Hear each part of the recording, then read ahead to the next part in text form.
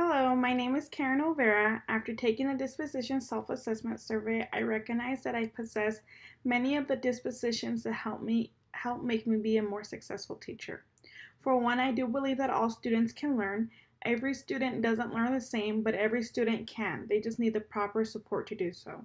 Which leads to the next disposition, being sensitive of individual learning and social needs.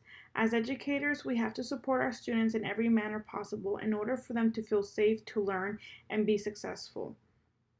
In order for us as educators to do this, we have to exercise sound judgment and ethical behavior.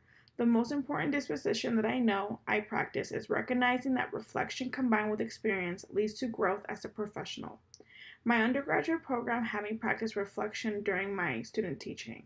Reflection is something that I am happy that I learned and valued it to continue doing so even after I finished my undergraduate.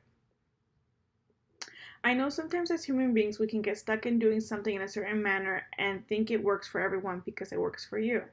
But in all reality, just because one teaching style works for an educator doesn't mean it works for the entire classroom of students that we are teaching.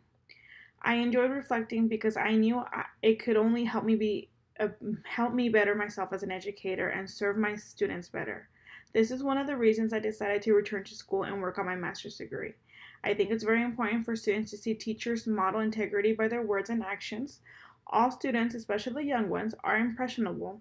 I know I have made some mistakes when teaching, like forgetting that on Tuesday students practice language arts on Chromebooks. I've had students point out that I did something wrong. I take these moments to teach my students that mistakes happen. What matters is how we react to our mistakes, like denying or taking ownership and learning from it. Although I strongly agree on all dispositions, I do feel like there is one in particular I could work on in order to grow as an educator. I personally could promote and support curiosity and encourage active inquiry more in my classroom. This last school year was my first year teaching. I felt like I was on a learning curve. There was so much I wanted to implement, but was stuck in just survival mode, which led me to doing a lot of direct instruction and not enough active inquiry learning like I would have liked to.